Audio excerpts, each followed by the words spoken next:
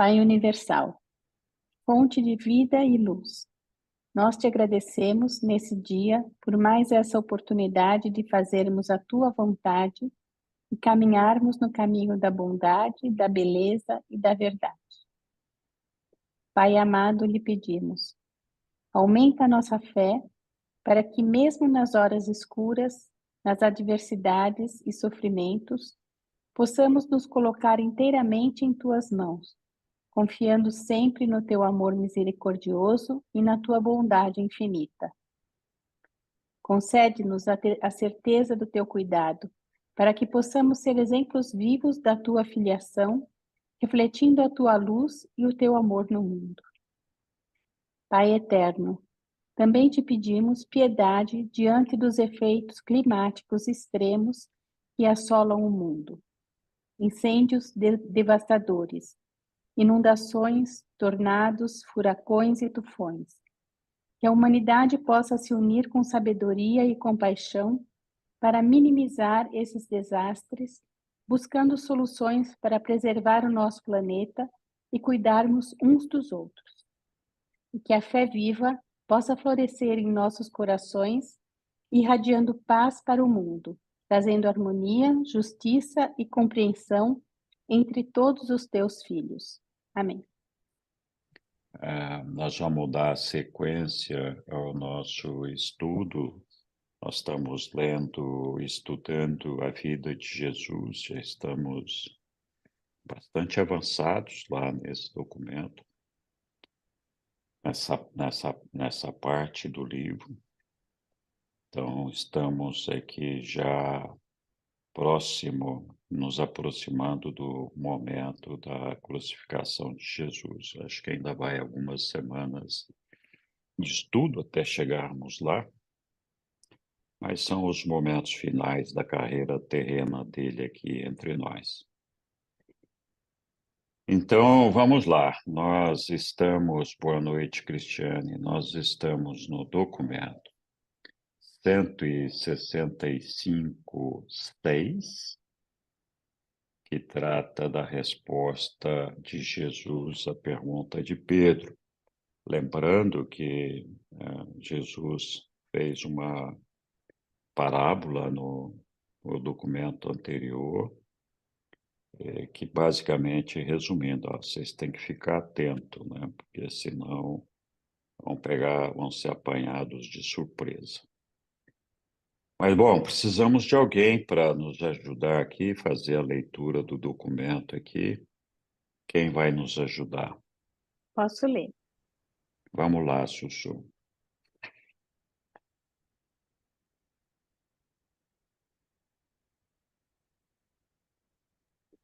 A resposta à pergunta de Pedro.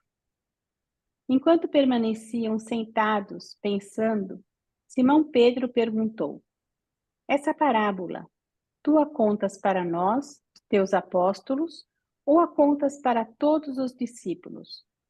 E Jesus respondeu: no momento das provações é que a alma de um homem se revela. A provação deixa descoberto aquilo que realmente está no coração. Depois que um servidor é testado e provado, o dono pode entregar com segurança o controle da casa a esse servidor fiel, para que os filhos dele sejam nutridos e criados. Do mesmo modo, logo saberei em quem poderei confiar o bem-estar dos meus filhos quando eu houver voltado para o Pai.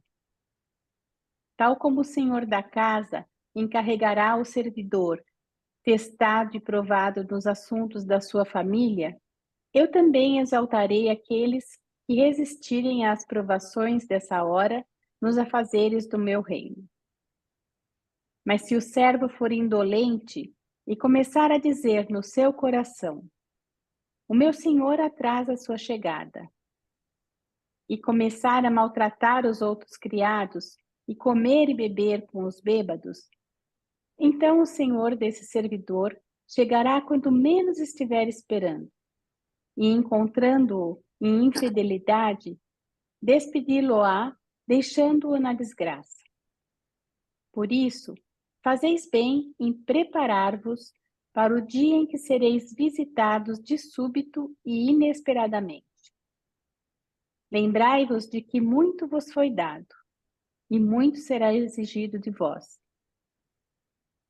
Algumas duras provações avizinham-se. Hei de submeter-me a um batismo, e estarei vigilante até que isso aconteça. Vós pregais a paz na terra, mas minha missão não trará paz aos assuntos materiais dos homens, não pelo menos por algum tempo. A divisão é o único resultado quando 2 membros de uma família acreditam em mim e 3 membros rejeitam esse novo evangelho. Os amigos, parentes e entes queridos estão fadados a ser lançados uns contra os outros pelo evangelho que pregais. Bem verdade que cada um desses crentes terá uma paz grande e duradoura no seu próprio coração. Mas a paz na terra não virá antes que todos estejam dispostos a crer e a entrar na gloriosa herança da filiação de Deus. Não obstante tudo isso, ide ao mundo proclamar esse evangelho a todas as nações, a todo homem, mulher e criança. E esse foi o final de um sábado repleto e atarefado. No dia seguinte, Jesus e os 12 foram às cidades ao norte da Pérea para conversar com os 70 que estavam trabalhando nessa região sob a supervisão de Abner. Obrigado, Sussu. Muito bom. Vamos lá, pessoal. Quem começa?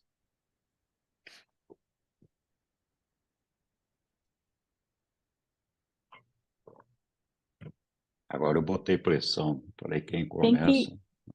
Tem que estar preparado sempre, né? A gente não sabe a hora que o pai vai chegar, na verdade, é a hora que nós vamos chegar lá, né? Então a gente tem que estar preparado, construindo a nossa alma. Eu ia falar uma palavra errada aqui, cavando o nosso caminho, não. Preparando o nosso caminho até para chegar nas morôncias e continuar a nossa carreira. Mas é difícil, né? É bastante difícil, mas a gente tem que fazer isso. É esse o nosso trabalho aqui, construir o nosso caminho até o Pai. É. O grande desafio, acho que para todos nós, é afastarmos as dúvidas que afetam a nossa mente, o nosso coração, sobre a nossa existência na eternidade e a nossa filiação ao nosso Pai. Quando nós temos convicção e temos a fé no nosso Pai e amamos os nossos irmãos, essa fé afasta de nós esses temores e nos dá uma possibilidade diferente de enfrentar os desafios e os problemas que surgem nas nossas vidas. Então, o grande desafio é o desenvolvimento da nossa fé. Muitas pessoas se perguntam, bom, mas o que eu tenho que fazer para chegar em Deus? Né? Repetidamente eu escuto essas perguntas. O que é fazer a vontade do nosso Pai? O que eu tenho que fazer para convencer a Deus que eu quero chegar até Ele e que eu estou me empenhando para poder chegar até lá? Então, essas dúvidas, na verdade, não têm razão de ser, porque se uma pessoa deseja alcançar Deus, já o encontrou. Fazer a vontade do Pai é outra dúvida que sempre assola os nossos corações e as nossas mentes. O que significa fazer a vontade do Pai? como é que eu sei o que meu pai quer que eu faça? É muito fácil, não é? A vontade do nosso pai é, primeiro, reconhecer a existência do nosso pai, aceitá-lo como nosso pai no nosso coração e sermos leais e estarmos com ele. A segunda coisa que ele nos pede é que, bom, se nós aceitamos o nosso pai, o caminho seguinte é aceitar os nossos irmãos, reconhecer a irmandade dos homens. Esse é o evangelho de Jesus, né? Foi isso que Jesus cansou de pregar entre nós. Olha, nós somos filhos de um pai, do mesmo pai, e todos nós somos irmãos. O grande problema com essa questão dos nossos irmãos é que todo mundo tem a sensação de que ser irmão significa trazer o irmão para dentro de casa, da comida, da bebida, da roupa, assistência médica, socorro, amparo, amá-lo acima de qualquer coisa e blá, blá, blá. Então, pode ser isso também, mas não precisa ser isso. O nosso amor pelos nossos irmãos está no respeito que nós temos por eles, na paciência que nós temos com todos eles, na tolerância que nós temos com todos eles, de não fazer um pré-julgamento ou um preconceito sobre as pessoas, admitir que elas também são filhas de Deus. Então, nós não precisamos carregar ninguém no colo, não precisamos resolver todos os problemas do mundo. Se nós resolvermos o nosso, já está de bom tamanho. Então, essa falta de confiança, porque quando fala tem que amar os seus irmãos, a primeira coisa que a gente pensa, fala, puxa, estou lascado, né? Porque eu não amo todo mundo. Na verdade, tem muita gente que eu nem conheço, né? Mas não precisa. Se a gente tem a abertura para acreditar nos homens, acreditar nas pessoas, servi-los quando é possível, dar-lhes atenção, acolhimento quando possível, já Boa está de noite bom para você. tamanho, né? Boa noite, Maria. Então, eu vou parar de falar um pouquinho aqui para deixar outros falarem. Oi, Aélio, fala lá, meu querido.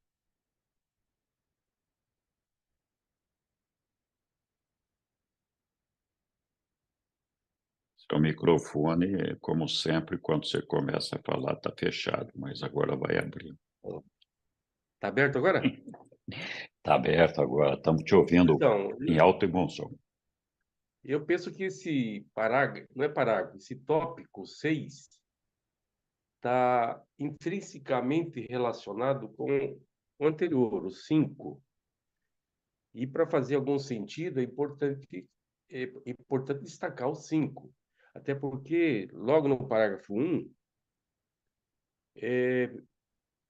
Pedro pergunta a Jesus: essas coisas, essa parábola, tu a contas para nós, os teus apóstolos, ou a contas para todos os discípulos? E Jesus respondeu a pergunta de Pedro. Então vamos para o texto. O que eu entendi lendo no tópico anterior, e que tem correlação com esse aqui, é que os discípulos estavam temerosos em relação ao que Jesus falou no tópico anterior.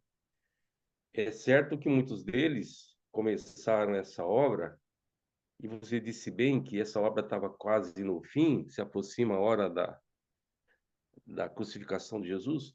Eles começaram tudo isso imaginando que iam ter benesses, favores, circunstâncias muito especiais, muito favoráveis. E a bem da verdade, agora no fim, Jesus está alertando eles justamente pelo contrário, dizendo que eles iam ter problemas, iam ter dificuldades, e dificuldades muito sérias, e que eles deviam se acautelar. Para eu não ter que inventar palavras, Henrique, se você puder, por favor, colocar no tópico anterior, que eu acho que que vai ajudar muito o entendimento deste, o Claro, parágrafo.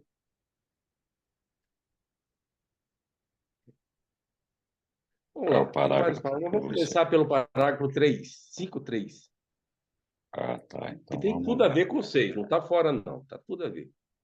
Tá bom. Contemplai os lírios no campo.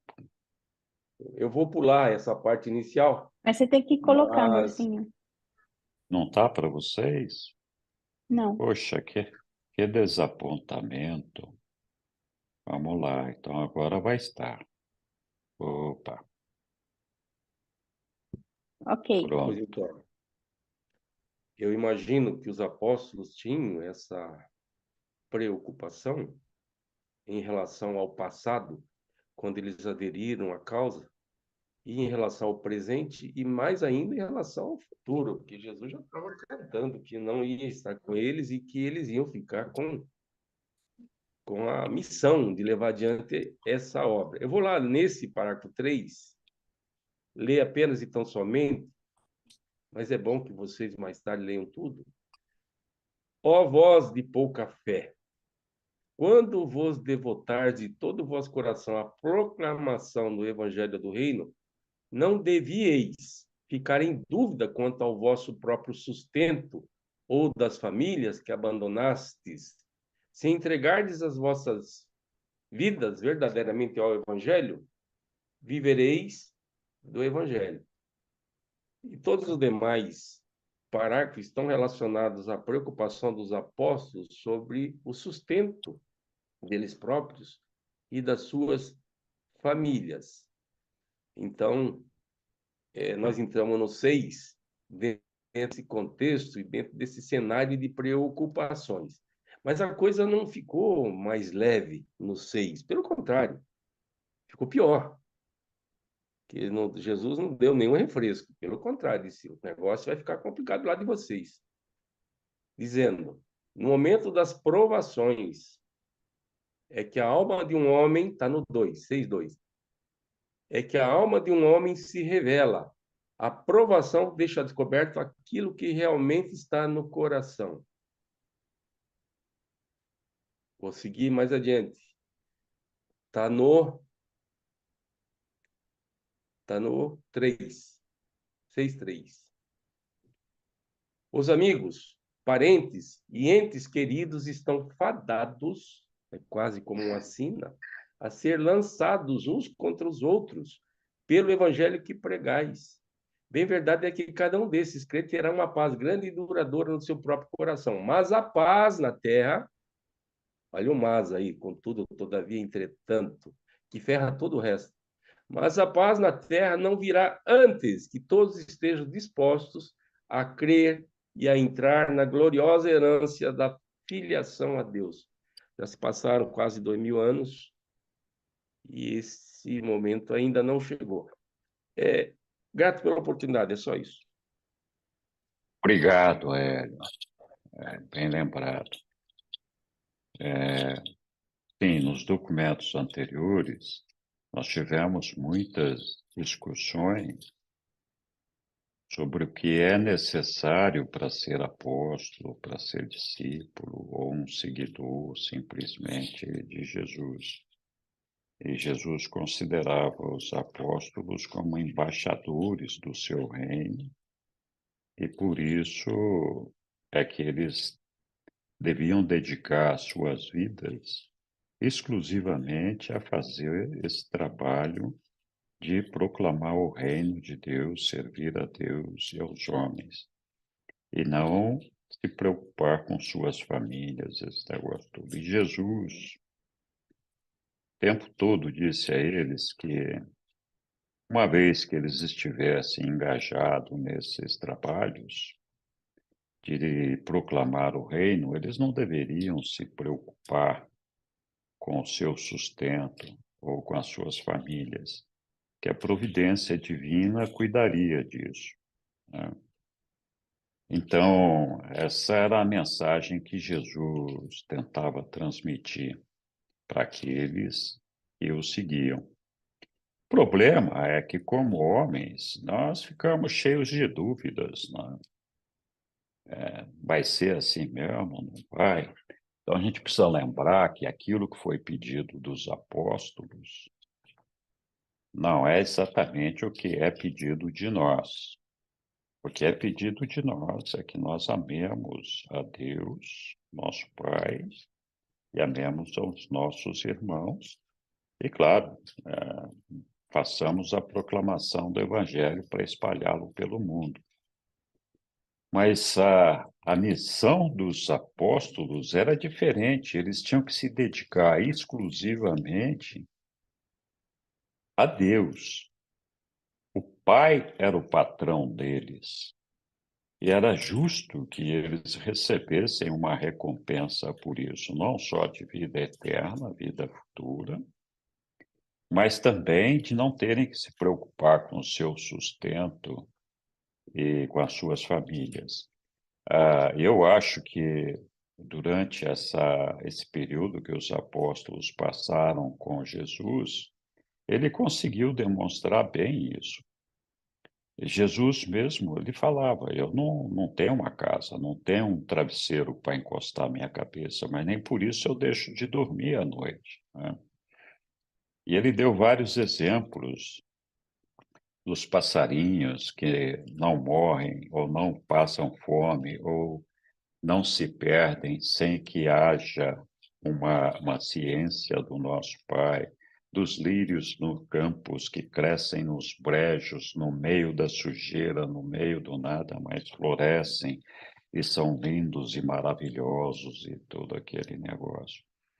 Então, que Jesus sempre alegou, sempre quis transmitir a ideia de que se você acredita, tem fé no seu Pai e está ao lado dele, ele vai se preocupar, o Pai, de poder atender a todas as suas necessidades básicas.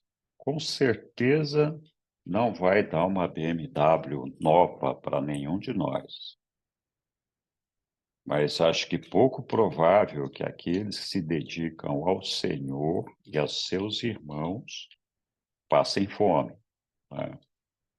Então, os apóstolos, eles ficavam na dúvida, porque eles queriam um lugar no reino, eles queriam ser ministros, e eles achavam que, por mais que Jesus falasse, eles sempre achavam que o reino de Deus ia oferecer a eles uma posição de destaque e daria a eles oportunidades que os mortais normais não teriam. Então, acho que era mais ou menos por aí. E aqui Jesus estava alertando, né, a todos eles: olha, vocês fiquem atentos, porque as coisas vão piorar, não vão melhorar. E a gente vê isso no dia a dia nosso aqui, as brigas religiosas, as disputas religiosas, né? Os desentendimentos, justamente pela falta de religiosidade, de espiritualidade, de uma maneira geral, com as pessoas. Muitas vezes eu falo, está faltando Deus no coração das pessoas, né? Então, por isso que Jesus falou, a gente não vai ter essa paz que o evangelho dele nos concede de forma individual.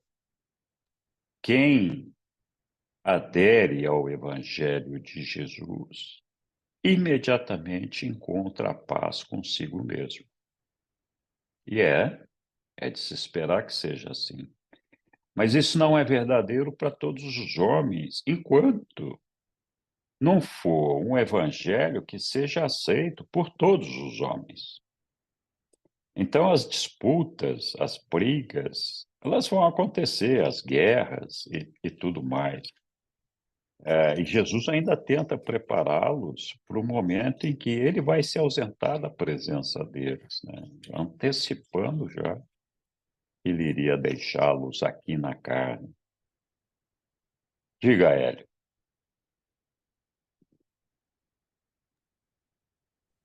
Pois então, enquanto você falava, eu estava relendo aqui o documento, buscando no documento, para não ir fora do documento, alguma informação que Jesus possa ter dado acerca do futuro imediato, que para eles naquela época era medido em meses. O futuro imediato dele, Jesus, e o fim dele na cruz, tendo passado por suplícios e coisas do gênero.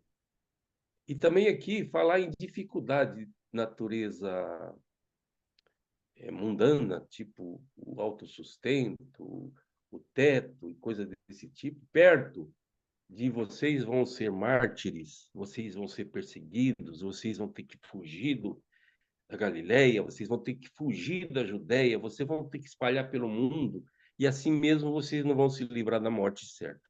Todos vocês vão ser mártires, de um jeito ou do outro. Então, nesse texto, eu não consegui ver nada disso. Ou Jesus não sabia nada disso, ou quis poupá-los, o que, de certo modo, é um ato de bondade. Grato. Obrigado, Hélio. Essa mensagem de que eles seriam mártires e seriam perseguidos e tudo mais, de fato, não está nesse texto. Mas em vários outros que nós lemos antecedentemente, está lá, ele avisou a todos eles que eles seriam largamente perseguidos e que iriam morrer até, né? Então, mas tudo bem. Bem-vinda, Yara, Roberto, César, Franklin, Irene. Poxa, o pessoal foi chegando aí, a gente nem foi percebendo direito, né? Tá bom. Mais algum comentário sobre esse texto? Muito bem. Alguém para ler o documento 166? Eu posso ler. Então, diga lá. A última visita ao norte da Pérea. De 11 a 20 de fevereiro, Jesus e os 12 fizeram uma campanha em todas as cidades e aldeias do norte da Pérea, onde os companheiros de Abner e os membros do corpo de mulheres realizavam a sua obra. Eles verificaram que esses mensageiros do Evangelho estavam obtendo êxito, e Jesus repetidamente chamou a atenção dos seus apóstolos para o fato de que o Evangelho do Reino podia ser disseminado sem vir acompanhado de milagres e prodígios. Toda essa missão de 3 meses na Pérea foi feita com êxito e com uma pequena ajuda dos 12 apóstolos. E o evangelho dessa época em diante refletia mais os ensinamentos do que a personalidade de Jesus. Os seus seguidores, no entanto, não se ativeram por muito tempo às suas instruções, pois logo depois da morte e da ressurreição de Jesus, eles desviaram-se dos seus ensinamentos, iniciando a construção dos primórdios da igreja, com base nos conceitos miraculosos e nas memórias glorificadas da sua personalidade divina humana. Vamos continuar mais um pouquinho, Lilian, por favor. Você pode aumentar um pouquinho? Posso, claro. Vamos lá. Tá bom assim? Tá bom, obrigada. Não. Os fariseus em Ragaba. No sábado, 18 de fevereiro, Jesus estava em Ragaba, onde vivia um fariseu abastado chamado Natanael. E desde que um bom número de seus companheiros fariseus estava seguindo Jesus e os 12 pelo país, Natanael preparou nessa manhã de sábado um de jejum para todos eles, cerca de 20 pessoas, e chamou Jesus como convidado de honra. Esse Natanael não é Não é o o apóstolo, apóstolo. né? Não é o é esse é o apóstolo. outro. apóstolo. No momento em que Jesus chegou para esse de jejum, a maior parte dos fariseus estava já sentada à mesa. E com eles encontravam-se 2 ou 3 juristas. O mestre tomou imediatamente o seu assento à esquerda de Natanael, sem ir aos jarros de água para lavar as suas mãos. Muitos dos fariseus, especialmente aqueles que eram a favor dos ensinamentos de Jesus, sabiam que ele lavava as suas mãos apenas com o propósito de limpá-las, que ele abominava os comportamentos meramente cerimoniais. E desse modo, eles não ficaram surpresos com o fato de que ele se houvesse dirigido diretamente à mesa sem ter lavado suas mãos 2 vezes. E Natanael ficou chocado com o fato de que o mestre não cumprisse as exigências estritas das práticas farisaicas. Além disso, Jesus não lavou as suas mãos como faziam os fariseus, após cada serviço, nem ao final da refeição. Após um intenso cochicho entre Natanael e um fariseu pouco amistoso à sua direita, e depois de repetidos movimentos de sobrancelhas e de muito curvar de lábios em desprezo da parte daqueles que se sentavam à frente do mestre, Jesus finalmente disse: Eu pensei que me havíeis convidado a esta casa para partir o pão convosco, e talvez para fazer-me perguntas sobre a proclamação do novo Evangelho do Reino de Deus. No entanto, percebo que me trouxestes aqui para presenciar uma exibição de devoção cerimonial à vossa própria presunção. Esse serviço vós já me prestastes, com o que me honrareis em seguida, sendo como sou o vosso convidado desta ocasião? Depois que o mestre disse isso, eles aquietaram os olhos sobre a mesa e permaneceram em silêncio. E posto que ninguém houvesse falado, Jesus continuou: Muitos de vós, fariseus, estáis aqui comigo, como amigos. Alguns sois até mesmo discípulos meus. Mas a maioria dos fariseus é persistente na sua recusa de ver a luz e reconhecer a verdade, mesmo quando a obra do Evangelho é levada até eles por um grande poder. Com que cuidado limpais os exteriores dos copos e dos pratos, ao passo que mantedes sujos e poluídos os recipientes do alimento espiritual? Vós cuidais de apresentar uma aparência pia e santa ao povo, mas as vossas almas interiores estão cheias de presunção, cobiça, extorsão e todos os tipos de maldade espiritual. Os vossos dirigentes ousam até mesmo conspirar e planejar o assassinato do Filho do Homem. Vós não compreendeis, homens tolos, que o Deus do céu vê os motivos internos da alma, tanto quanto vê os fingimentos exteriores e as vossas tentações de piedade? Não julgueis para que dar esmolas e pagar os dízimos vos limpará da vossa injustiça e vos capacitará para que vos apresenteis puros perante o juiz de todos os homens. Ai de vós, fariseus, que persisti em rejeitar a luz da vida. Sois meticulosos em pagar o dízimo e dar esmola com ostentação, mas desdenhais conscientemente a visitação de Deus e rejeitais a revelação do amor dele. Ainda que vos pareça ser bom dar atenção a esses deveres menores, não deverias ter deixado de cumprir as exigências mais importantes. Ai de vós que evitam a justiça, que desprezam a misericórdia e que rejeitam a verdade.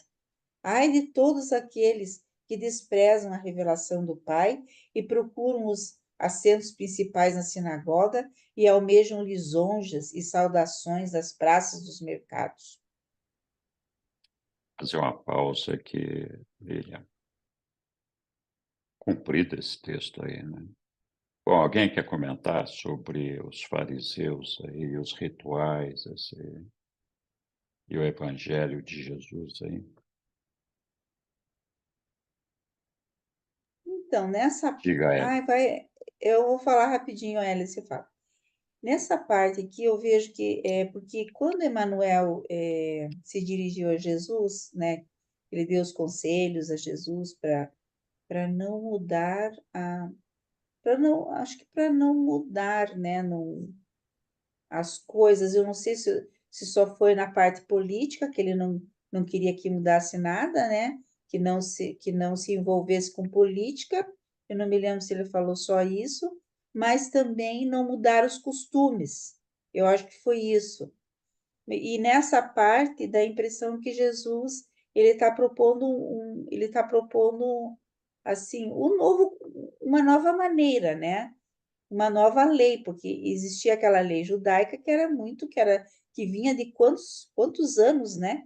Vinha essas leis de lavar as mãos, do sacrifício e de tudo. E Jesus vem para mudar essas leis, que eram leis religiosas, afinal, né?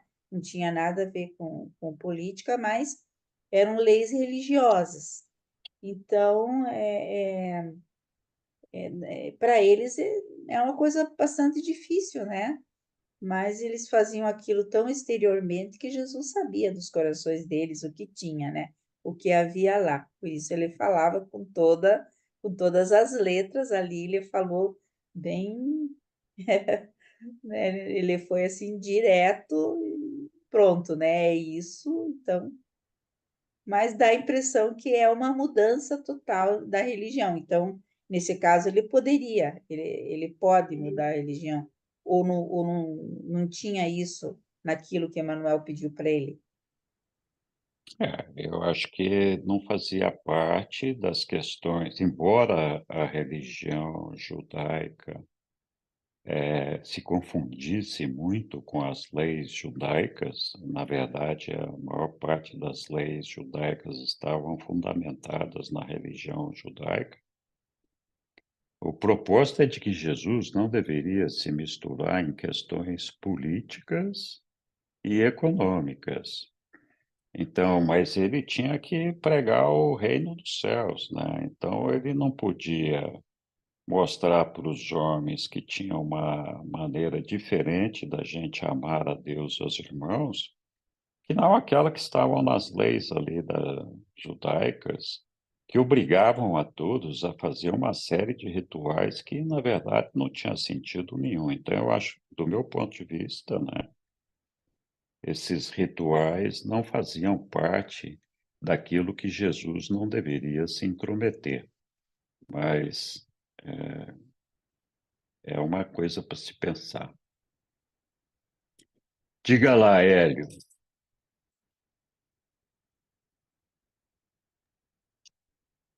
Henrique, por favor, o 0.1. 0.1.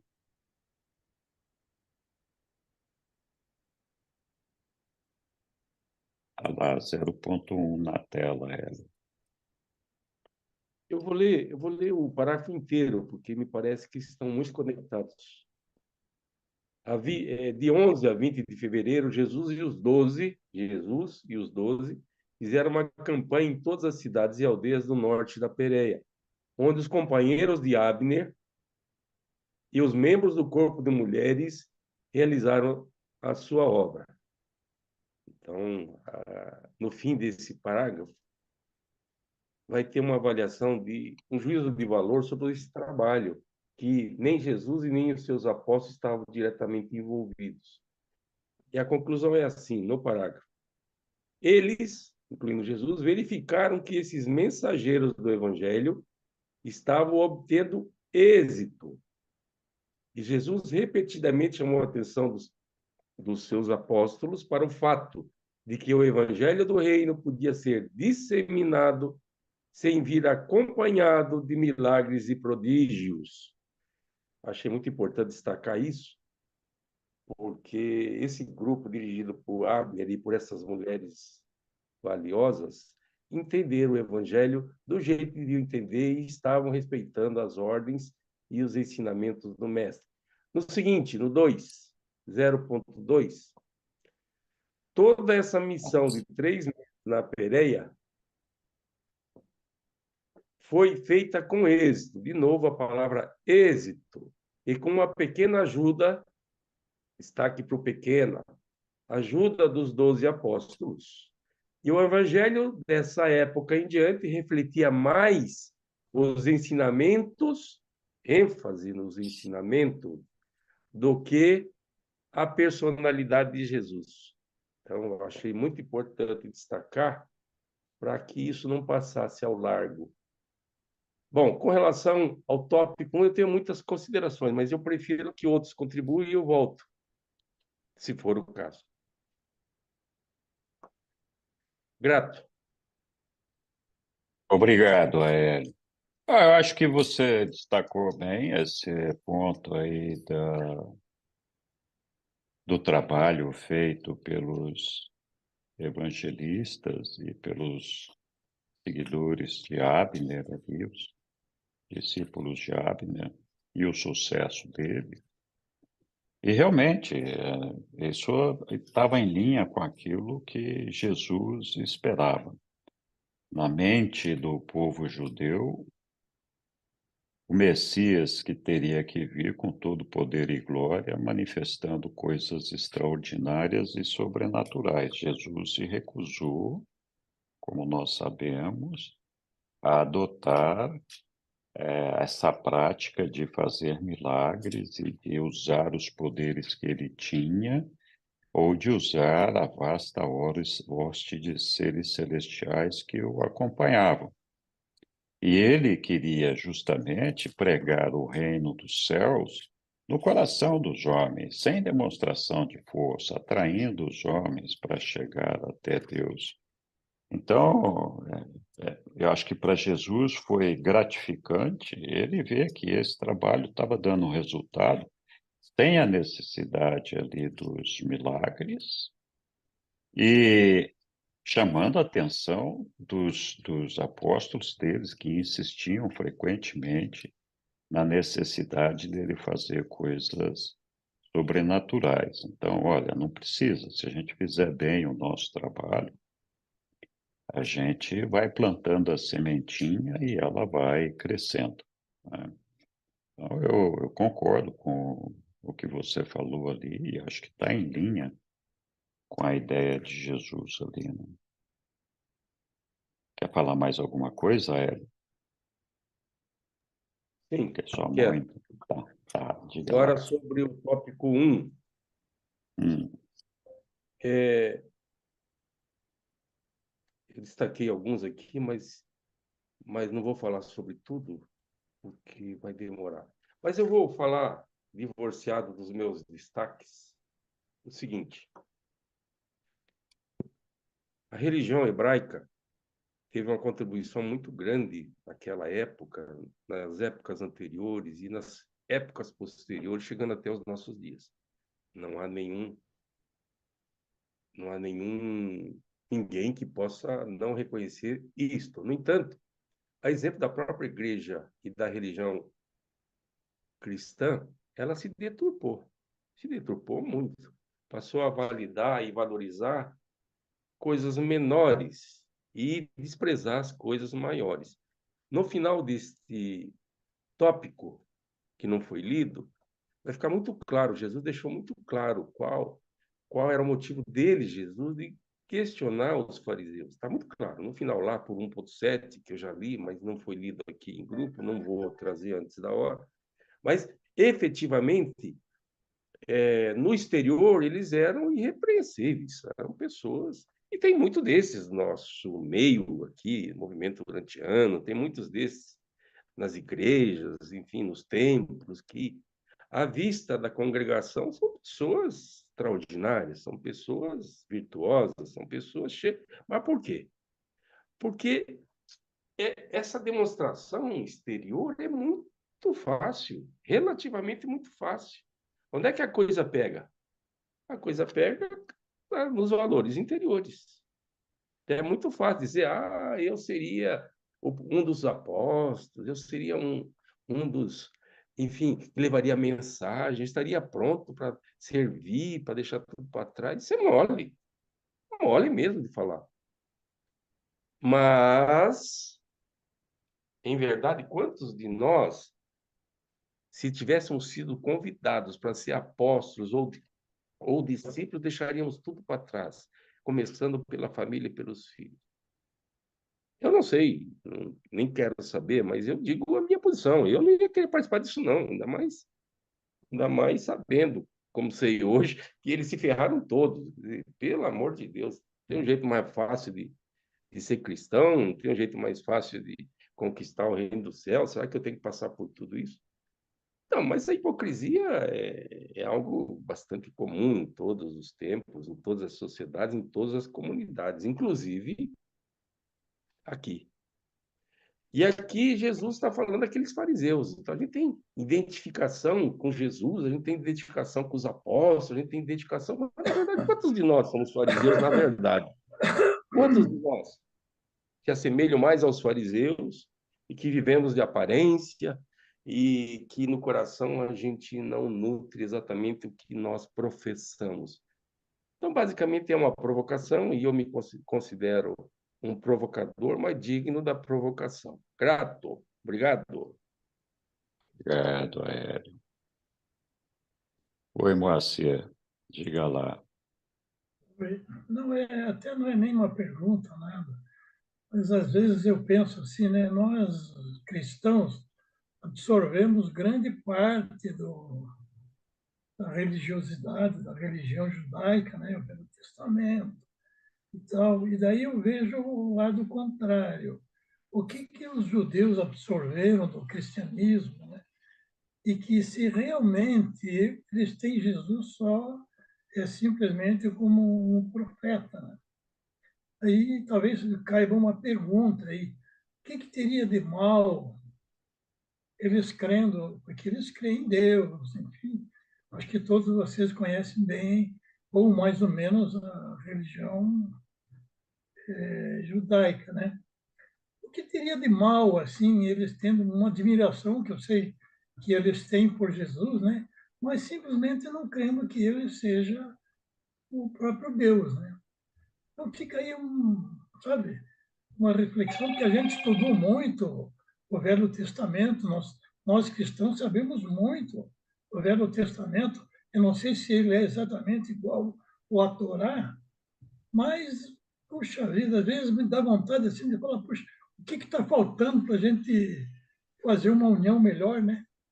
Somos unidos, até concordo, mas dentro dessa parte de Jesus e na parte do que eles creem em Deus, enfim, é mais uma reflexão assim a respeito dessas duas religiões. Se alguém tiver alguma coisa para falar a esse respeito, eu agradeço. Obrigado, Moacir. Bom, os apóstolos, na verdade, acabaram mudando a religião de Jesus, né? Transformando a religião de Jesus numa religião sobre Jesus. Então, embora Jesus, na sinagoga, nos seus trabalhos, tivesse feito inúmeras citações às escrituras hebraicas, ele também falou que não todas estão corretas, não todas são pertinentes. O problema é que a religião de Jesus destituía a autoridade dos sacerdotes. Esse era o problema, né? Então, quebrar essa força política dos sacerdotes de se imporem e escravizar o povo, esse foi o desafio, né, que perdura, né, não mudou. A religião de Jesus é simples, não tem nada dentro daquela. Não precisa da totalidade da Bíblia para expressar a religião de Jesus. A religião dele é muito simples. Deus é nosso Pai e nós somos irmãos. Ponto. O resto é firula, é conversa fiada, não tem, né? Não tem razão da gente. Imagina só, se todos nós, honestamente e sinceramente falando, tivéssemos realmente a Deus como nosso Pai no nosso coração, confiando nele, e aceitássemos a irmandade dos homens, reconhecendo que todos os homens têm direito à vida, têm direito a terem o seu sustento, de serem ajudados, de serem apoiados, etc. eu acho que o mundo seria diferente, né? Então, isso seria aquele momento que Jesus ali atrás falou: olha, quando você segue o meu evangelho, você disseminar o meu evangelho, seguir o meu evangelho, vai te trazer paz imediatamente a você como indivíduo, porque você então vai viver em paz com Deus, com a sua consciência, com as suas coisas. Mas isso não significa que vai ter paz entre os homens. A verdade é que o evangelho de Jesus, apesar de ser facilmente compreensível, é difícil de ser executado, porque ele exige que a gente abandone o nosso ego materialista, consumista, as nossas disputas de poder e todas aquelas coisas que nós já sabemos, né? Então, Jesus sim reconhece que todos os homens precisam de trabalhar, de labutar para ter seu sustento e sobreviver atendendo aqui às suas necessidades físicas, mas ao mesmo tempo que ele reconhece isso, ele condena a escravização do homem a essas necessidades físicas.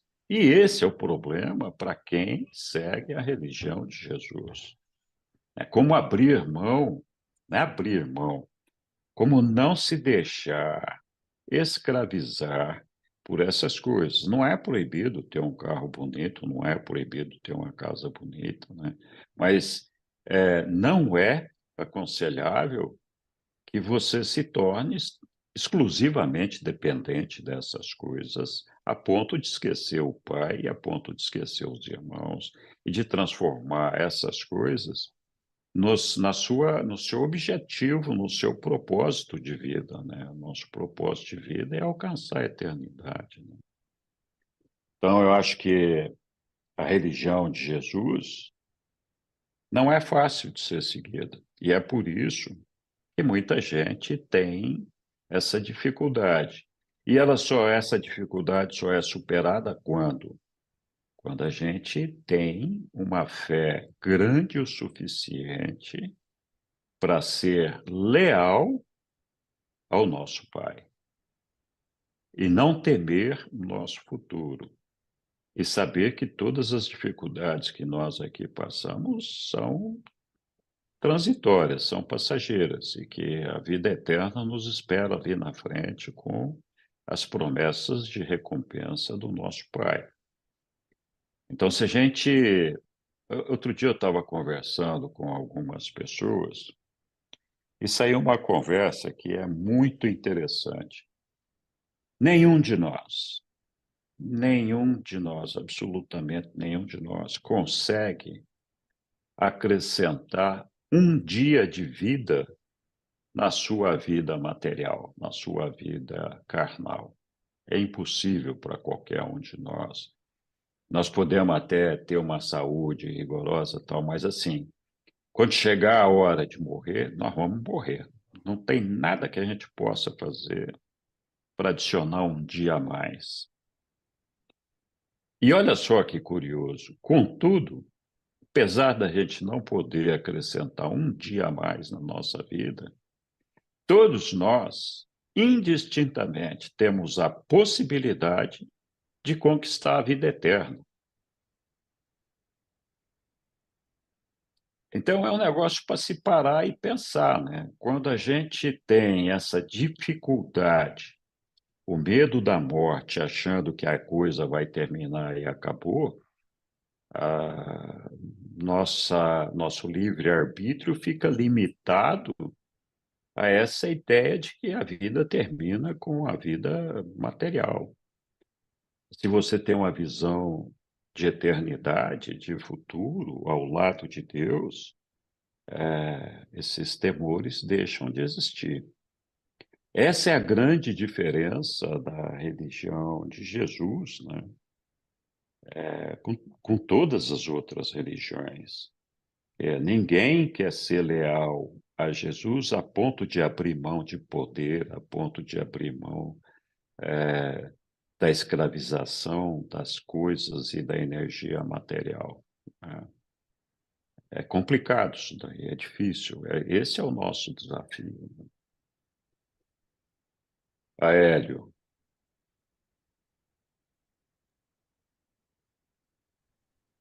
Eu concordo com tudo que disse Henrique.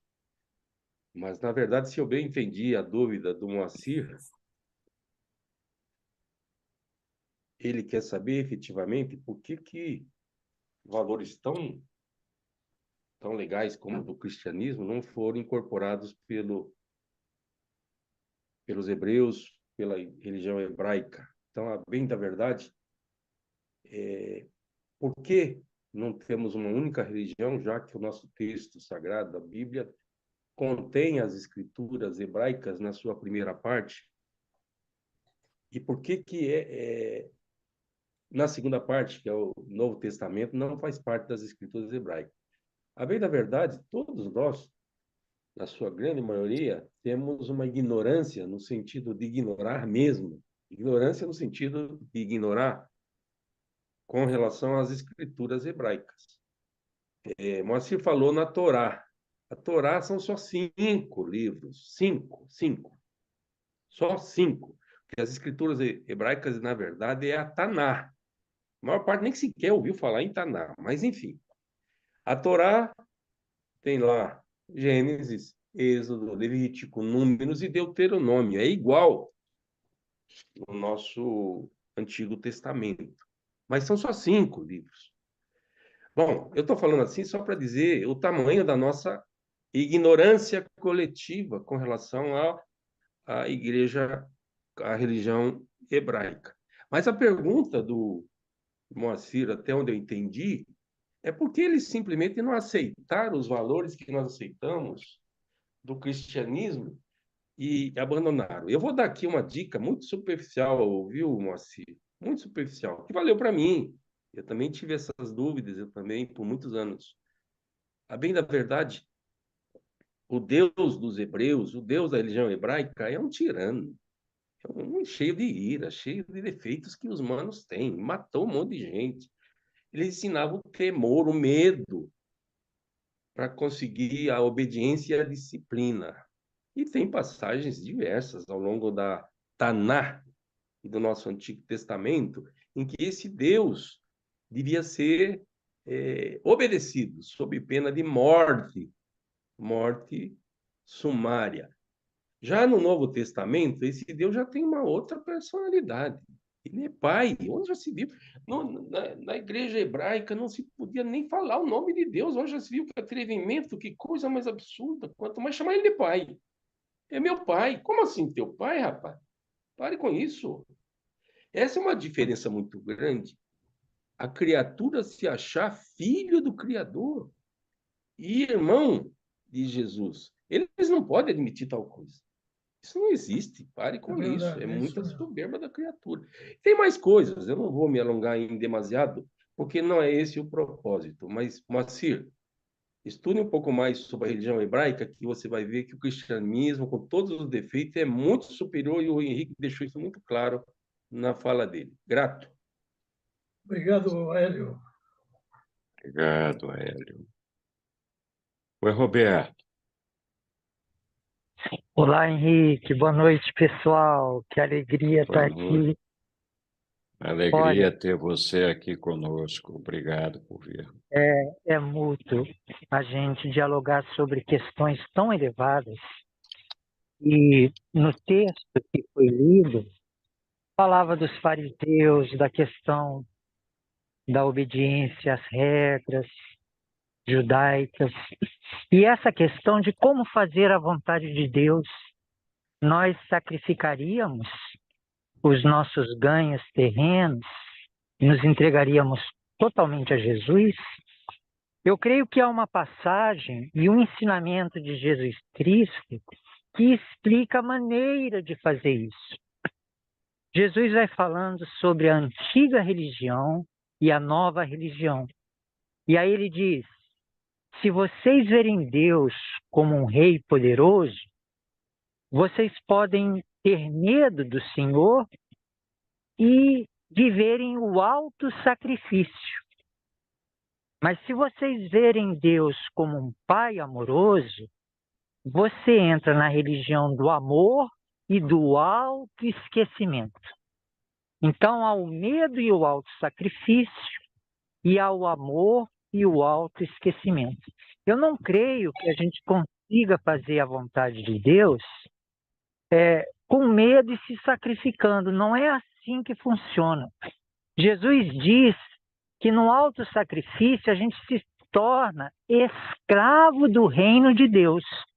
Aí tem as regras divinas e a gente fica se esforçando para cumprir aquelas regras.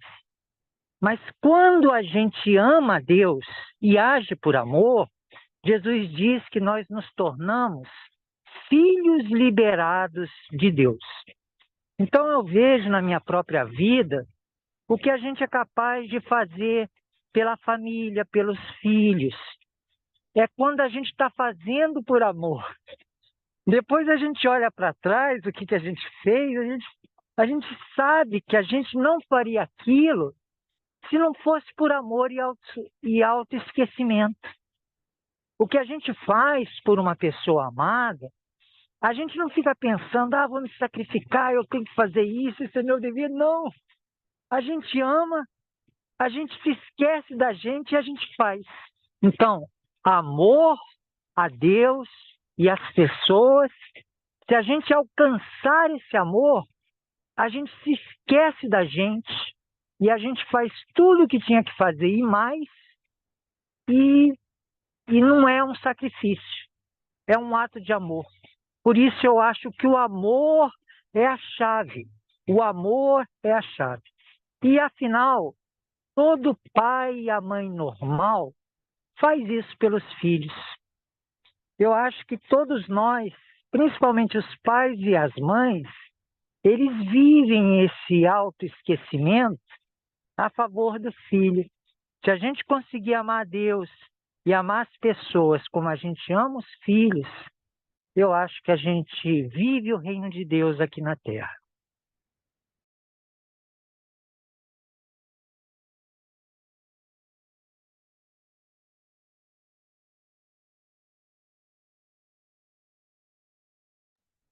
Seu microfone está Muito fechado. Está obrigado. fechado o microfone. Eu concluí. Muito grato. Obrigado, Roberto. Estava mastigando uma pastilha para a garganta aqui, por isso que eu fechei o microfone. Muito bem, alguém quer acrescentar alguma coisa? Podemos prosseguir aqui na nossa leitura aqui. Opa, diga lá, Balma. Estava estranhando que você não tinha levantado a sua mão ainda. Opa, tem que abrir o microfone, Balma. Bem, boa noite, pessoal. Cheguei um pouco atrasado. Eu queria comentar, assim, que a grande diferença da religião de Jesus, do que eu pude compreender, e é por isso que ela é tão ameaçadora para a sociedade ignorante, de um modo geral, é porque ela é interior. Tudo se processa, inclusive a atividade da construção interior do homem, dentro dele, né? O ajustador está dentro dele, na mente dele, é o guia dele, né? O, o Espírito da Verdade está dentro dele, trabalha ajudando a esse ser que tem convicção do processo dentro dele. E imagina uma religião, se uma religião desse nível se generalizar pelo planeta, que é o que a gente acredita que nos estágios de luz e vida seja alcançado daqui a milhares de anos.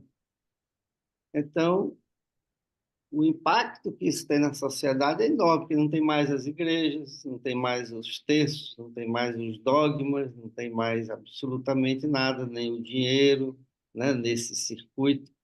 É simplesmente e individualmente cada ser humano se aperfeiçoando internamente. Então, tem uma consequência econômica, organizacional e tudo. Então, realmente, a religião de Jesus é uma religião revolucionária porque ela não tem, não sei se o termo é adequado a esse, ela não tem materialidade. Ela só se expressa através do homem que assim vive, pelos frutos do Espírito que ele construiu, que o ajustador construiu dentro dele, né? Então, essa expressão é que é a materialidade do cristão, é como o cristão se apresenta, né? Ou melhor, é como o cristão é reconhecido, porque não tem mais nada para fazer, né? Não tem absolutamente nada mais para fazer, não tem dízimo, não tem nada, né? É só Deus dentro do homem, uma mente colaborando com esse trabalho de Deus dentro do homem, a força de Jesus dando a ele a convicção interior de que o caminho é esse, né? E ele construindo a nova alma dentro dele, né? Eu estava até por coincidência abri aqui um trechozinho, eu vou aqui ler para vocês, se vocês me permitirem. Das alturas da glória eterna, o Espírito Divino desce, né? Ele está falando aqui do ajustador, logicamente, né?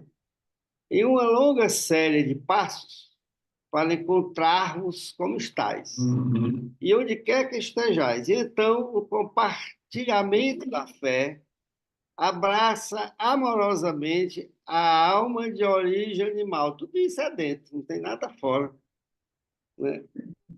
Para que ela embarque no caminho de reascensão certa e segura, retomando aqueles passos de condescendência e nunca parando, até que a alma evolucionária, novamente a alma evolucionária interior do homem material, esteja salva e elevada até as alturas até as alturas mesmas da bênção da qual o Espírito Divino originalmente saíra nessa missão de ministração e misericórdia. Você pega um trecho desse aqui, está a síntese da salvação humana todinha. Então, o que é difícil da religião de Jesus é a compreensão que você tem que estar todo o tempo, permanentemente, dedicadamente, consagradamente, a trabalhar dentro de você, né? Então, e não tem mais nada para fazer. É só isso mesmo. Só que a proporção que você vai trabalhando dentro de você, os significados e os valores vão se alterando assim muito rapidamente. Muito rapidamente, talvez seja exagero, mas assim muito determinadamente, né? Você vai compreendendo o significado de tudo, né? Do ambiente, das energias que estão em torno de você. Quer dizer, tem um impacto na sua visão externa, né? Mas o processo humano é todo interior, não tem mais nada para construir, não tem nada para festejar, tem muita coisa para fazer. É o homem dentro dele e o pai dentro dele ensinando a ele e ele aceitando. Era isso que eu queria comentar. O resto a gente fala, perde muito tempo e muito conteúdo, e eu acho que se a gente estiver trabalhando, você está aqui no escritório, tem uma caixinha ali do lixo, né? Onde você vai pegando aquelas coisas que não lhe servem mais, pelo nível de trabalho que se alcançou, você amassa e joga ali. Então, o papel do nosso aprendizado essa figura cabe de alguma forma. Muita coisa você tem que amassar, aquilo ali já passou, já não é uma coisa. E joga no lixo, ali, no lixo do seu próprio aprendizado. Não é desprezo, não, é só porque você não precisa, você já entendeu que aquilo era uma contribuição que você já usufruiu dela, né? Já lhe foi revelado muitas vezes, né, que aquela já é uma coisa do passado. E a gente continua apegado àqueles conceitos, embora às vezes com uma vestimenta mais sutil, né, com um raciocínio aparentemente certo, mas na verdade você está querendo manter aqueles mesmos valores, aquele mesmo conteúdo, como se ele fosse ainda importante para você. Obrigado, Alma. Tudo bem, pessoal, com outro comentário sobre esse assunto? Eu gostaria de falar. Fala, Estou sabendo levantar a mãozinha aqui, não sei o que não acontece. tem problema, não tem. Eu acho que o Bauman está certo. O nosso crescimento é pessoal, a gente tem que realmente evoluir internamente, mas eu acho assim que nós não podemos também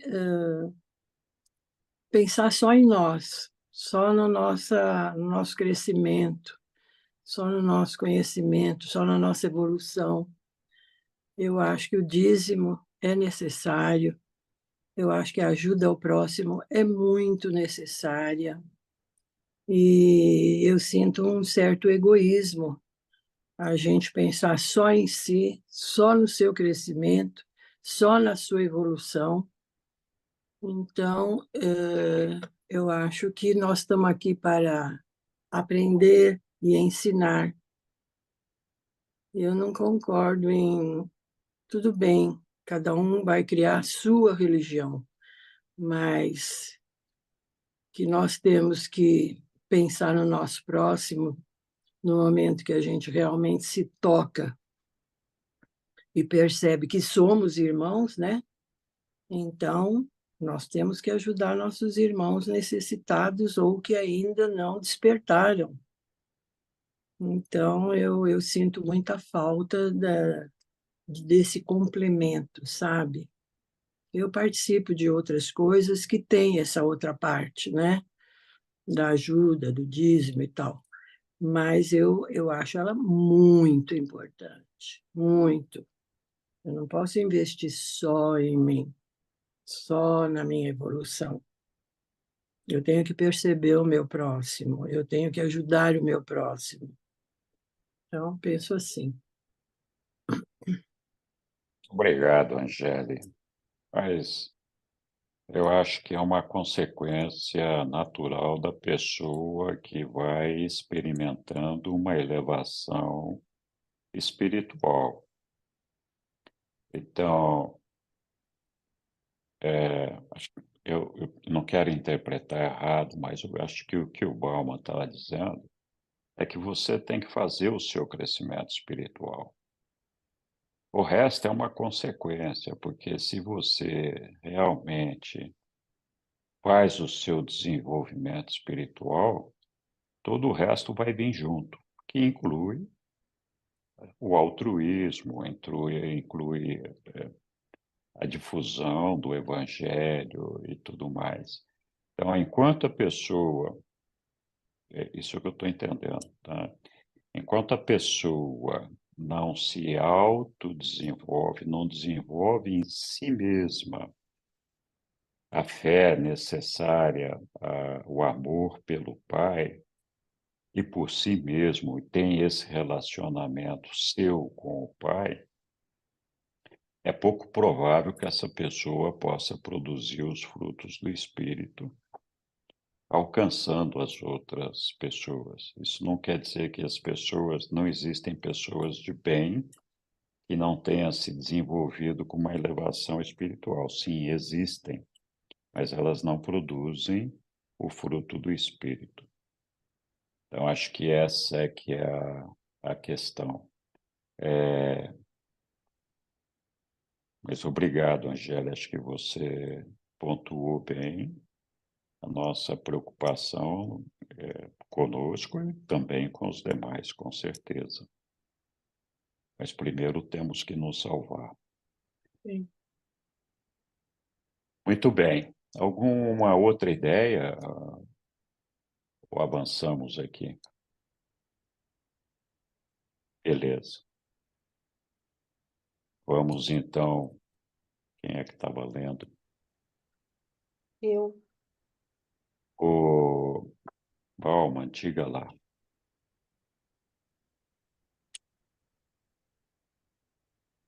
Bauman, tem que ligar. Não, Henrique, é só concordar com a sua interpretação do que eu falei. Porque como é que você poderia pressupor que um ser humano dedicado a fazer a vontade do Pai dele dentro dele e não geraria dentro dele todas essas consequências do amor pelo próximo, a visão de que o outro é igual a você, né? A sua longanimidade, né?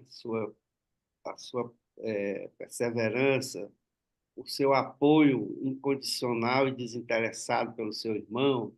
Então, isso vem naturalmente, é consequência. Isso é que são os frutos do Espírito, né? Que é o que você falou. É fruto de que espírito? Fala fruto do Espírito. É fruto de que Espírito? É o fruto do Espírito de Deus dentro de você que vai lhe revelando e vai lhe dando patamares morais cada vez mais elevados. Isso é a prática do cristão. A vida é essa, em qualquer momento, né? Então, esse é um ponto. Outro ponto que eu queria comentar é que a bondade do ser humano, ver se eu consigo expressar adequadamente a ideia, mas a bondade do ser humano, ela tem um valor social, né? Você está ajudando o pobre, você está dando a esmola, você está atendendo aquela solicitação da sua religião ou da sua linha filosófica. Isso aí, você não vai dizer que é uma coisa ruim, mas ele tem valor social, mas ele não tem força de sobrevivência. Só quem constrói a alma que é sobrevivente, só quem constrói essa possibilidade é Deus dentro de você. Nenhum ensinamento que você aprendeu na escola ou que você aprendeu na família, em qualquer lugar, ele pode ser muito bom e tem consequências sociais louváveis, mas ele não tem força de sobrevivência. A força da sobrevivência vem de uma nova alma que é construída pelo ensinamento do Pai dentro de você e a segurança que aquela rota é a rota que você tem que perseguir, né? Que é o Espírito da Verdade, ele revelando que aquela é a rota que o homem tem que construir dentro dele, perseguir dentro dele.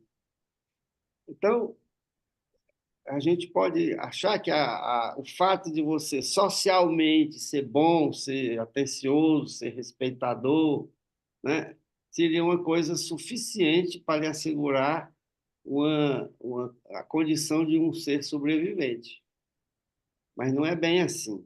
Só quem constrói é Deus dentro de você. Só esse tem força.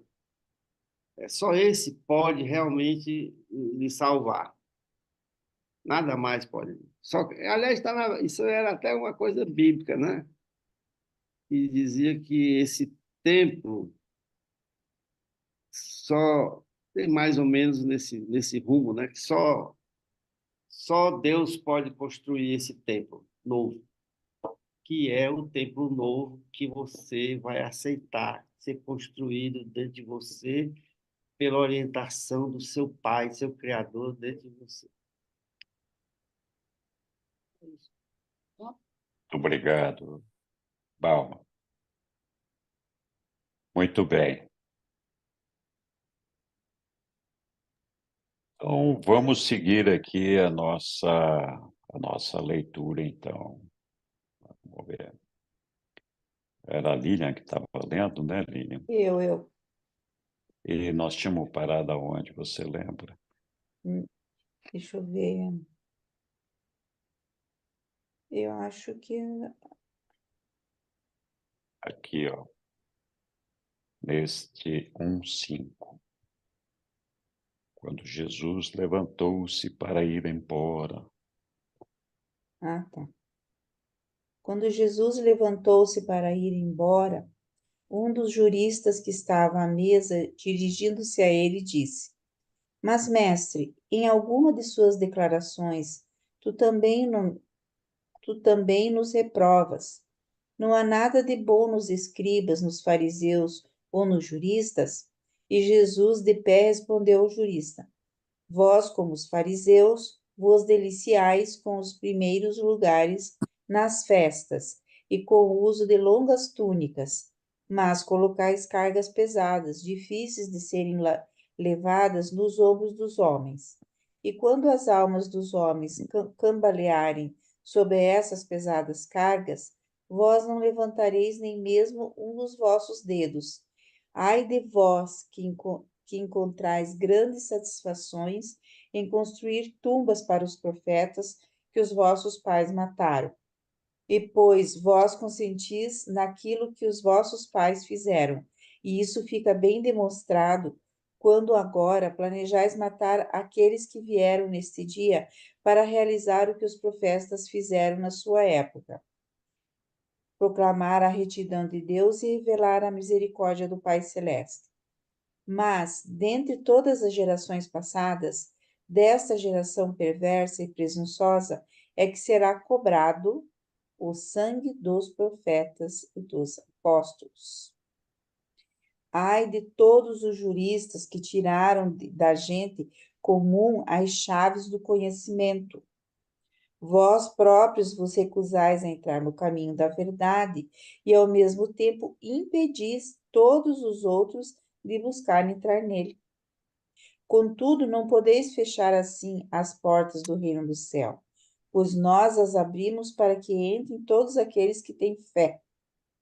E esses portais da misericórdia não serão fechados pelo preconceito e pela arrogância de falsos instrutores e de pastores insinceros, os quais são como aqueles sepulcros esbranquiçados, mesmo parecendo belos por fora, do lado de dentro estão cheios de ossos de cadáveres e de todos os tipos de sujeira espiritual. E quando terminou de falar à mesa de Natanael, Jesus saiu daquela casa sem participar da refeição.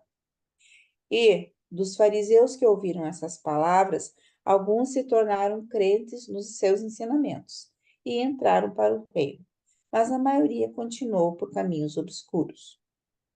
Permanecendo ainda mais determinados a aguardar até que pudessem captar algumas das palavras dele e usarem-nas para acusá-lo e julgá-lo diante do Sinédrio em Jerusalém.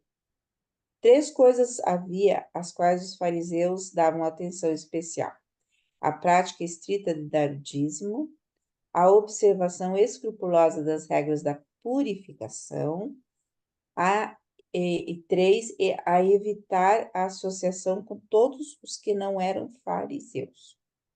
Nessa época, Jesus buscou colocar a descoberto a esterilidade das 2 primeiras práticas, reservando as suas observações destinadas a repreender os fariseus pela sua recusa a manter qualquer relação social com os não-fariseus, para uma outra ocasião, quando ele estivesse novamente em um jantar com muitos desses mesmos homens. Obrigado, Lília. Obrigada. E aí? Comentários, observações? Então Jesus Diga, saiu Ellen. sem fazer a refeição, né? Porque eles começaram lá Jesus começou a falar para eles que eles se prendiam às tradições, né? E na verdade por dentro era outra coisa, né? É verdade. Diga, Hélio.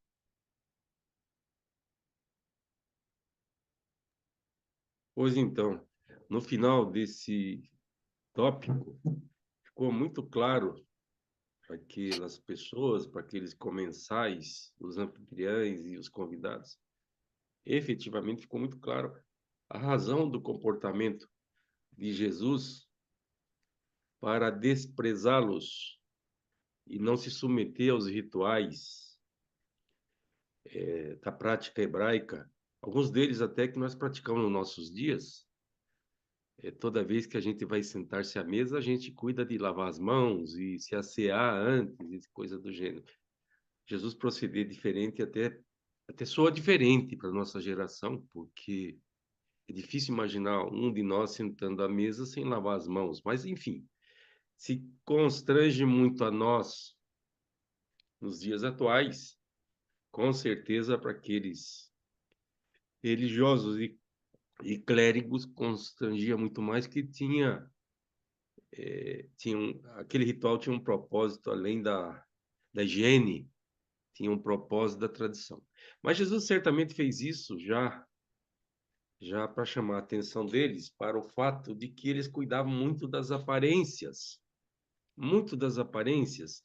e ele pontuou o que aquele povo estava fazendo. Primeiro, em relação ao seu semelhante, estava mantendo as escrituras longe, os ensinamentos longe do conhecimento da congregação, forçando a congregação se submeter à interpretação deles, mais ou menos como fez a Igreja Católica por muito tempo.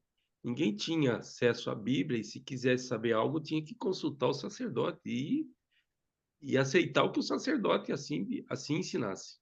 Então, em, muito, em muitos casos, isso aconteceu. Então, não era a congregação não tinha acesso às escrituras e ao direito de buscar uma interpretação direta com a ajuda do Espírito Santo e de quantos espíritos fossem para elucidar dúvidas.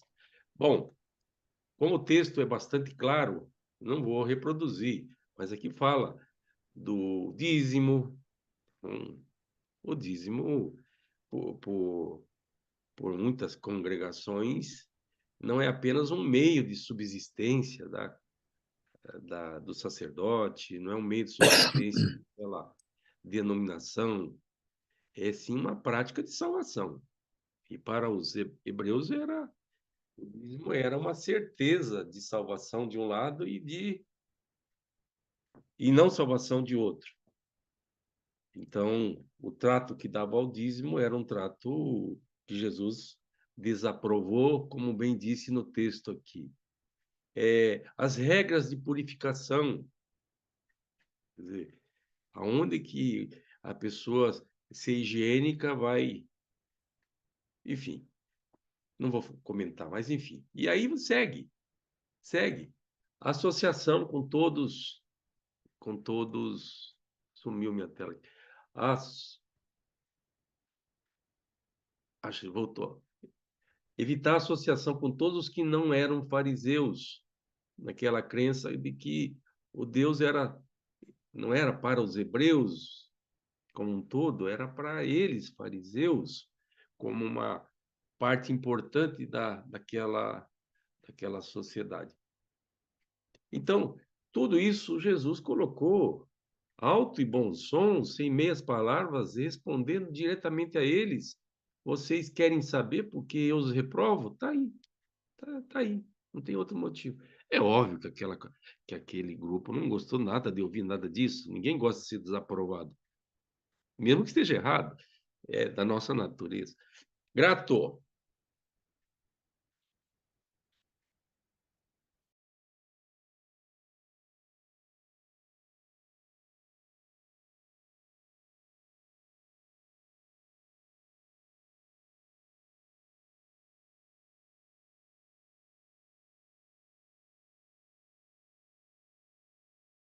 Fechado, Henrique. Foi bom, mano. Obrigado, Hélio. Vou fazer uma lembrança, assim, que quando Jesus está criticando aí os fariseus, os juristas e todo esse nível hierárquico da religião institucional da época, não é um evento da época, é um evento que é tão realidade naquela época como é uma realidade hoje, né? Até se parece, né? O Aéreo estava comentando aí a lavagem de mãos que a gente herdou da prática judaica e tal. E a lavagem das mãos, na verdade, é a lavagem interior, né? Que eles, como nós perdemos, e a religião institucional perdeu esse vínculo com a, com a atividade interior do homem, no seu processo de evolução, então eles começaram a criar os símbolos, né? Tem muitos símbolos aí nas igrejas, inclusive na Igreja Católica, que remete a ser um símbolo de uma atividade interior.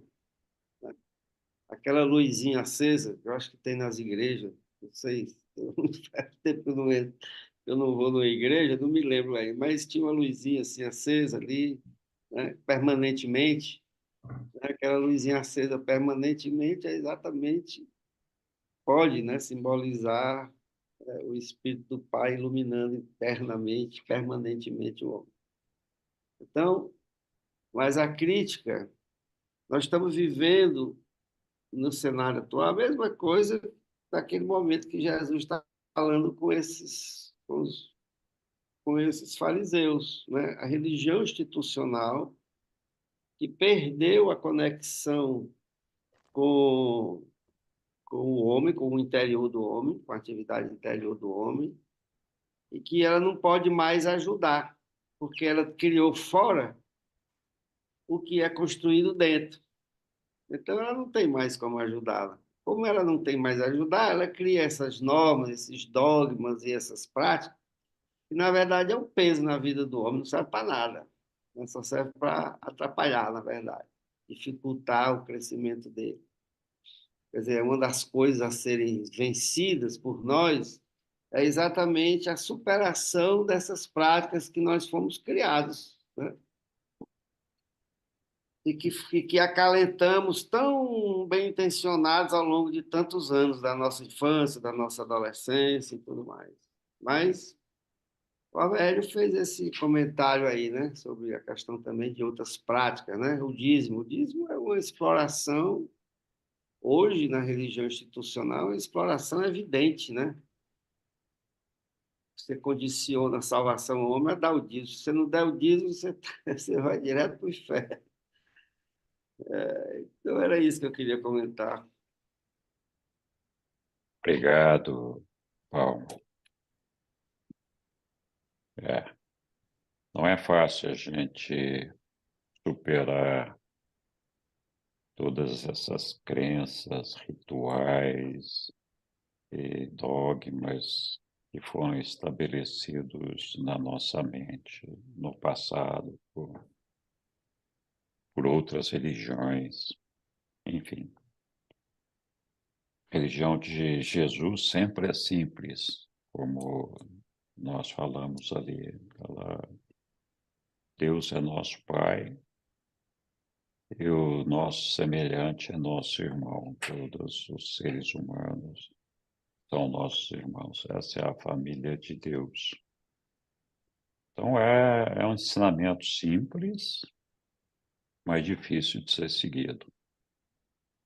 E a força da aceitação desse ensinamento vem justamente da fé que cada um tem no seu Pai, no seu futuro eterno e na vida com as pessoas que nós amamos na eternidade. Muito bem. Algum comentário adicional? Jesus não era fraco, não, né? Ele dava umas duras danadas nos caras, não tinha. Não tinha papa na língua, né? Então, e a verdade é verdade, ponto. Não vamos ficar. Lilian, você estava lendo? Vamos começar aqui os 10 leprosos aqui, pelo menos os primeiros parágrafos aqui. Vamos lá. Quer que eu continue? Sim, por favor, você estava lendo tão bem. No dia, os 10 leprosos. No dia seguinte, Jesus foi com os 12 a Amatus, perto da fronteira de Samaria. E ao aproximarem-se da cidade, eles encontraram um grupo de 10 leprosos que sempre ficava perto desse lugar.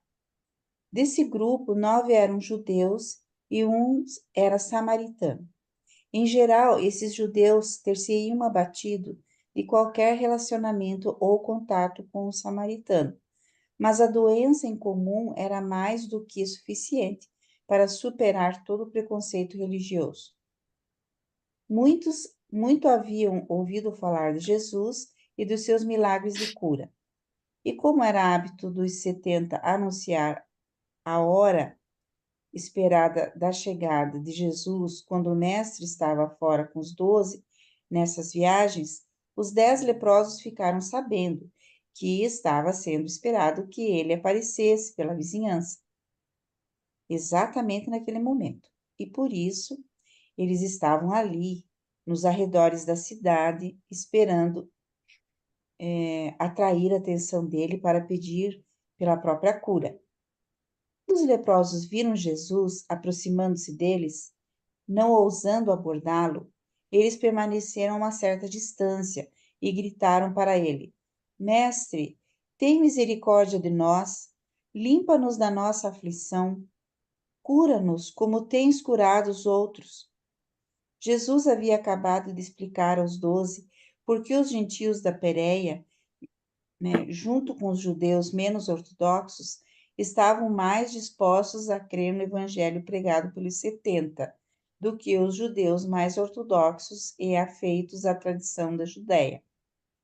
E havia chamado atenção para o fato de que a mensagem deles havia sido também mais prontamente recebida pelos galileus e mesmo pelos samaritanos. Mas os 12 apóstolos não estavam ainda dispostos a manter sentimentos amistosos para samaritanos há tanto tempo desprezados. E assim, ao perceber que havia um samaritano entre os leprosos, Simão Zelote tentou induzir o mestre a ir para a cidade para que, sem hesitação, trocasse cumprimentos com eles. Disse Jesus a Simão: E se o samaritano amar a Deus tanto quanto os judeus, deveríamos julgar os nossos semelhantes? Quem poderá dizer: se curarmos esses 10 homens, talvez o samaritano demonstre mais gratidão, até mesmo do que os judeus? Estás seguro das tuas opiniões, Simão? E Simão rapidamente respondeu: Se tu os limpares, logo ficarás sabendo. E Jesus respondeu: Assim será, Simão, e tu saberás logo a verdade a respeito da gratidão dos homens e da misericórdia amorosa de Deus.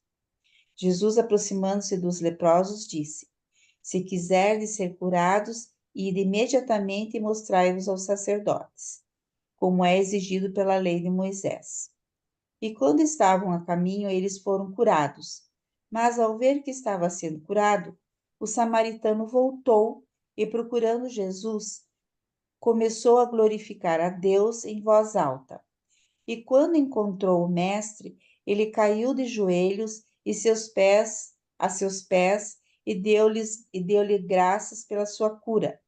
Os outros 9, os judeus, havendo também percebido a cura em si, embora também tivessem ficado gratos, continuaram no seu caminho para mostrar-se aos sacerdotes. Enquanto o samaritano permanecia... Opa! Vamos parar, filha. É uma pena, mas não vai dar para a Ok. gente ler Não todo vai o dar, texto né, para ler o hoje. resto. Mas tá aí. Então, Simão teve que admitir a ideia de que o samaritano respondia melhor que os judeus ao nosso Pai, né? Algum comentário, pessoal, sobre essa passagem dos leprosos aí?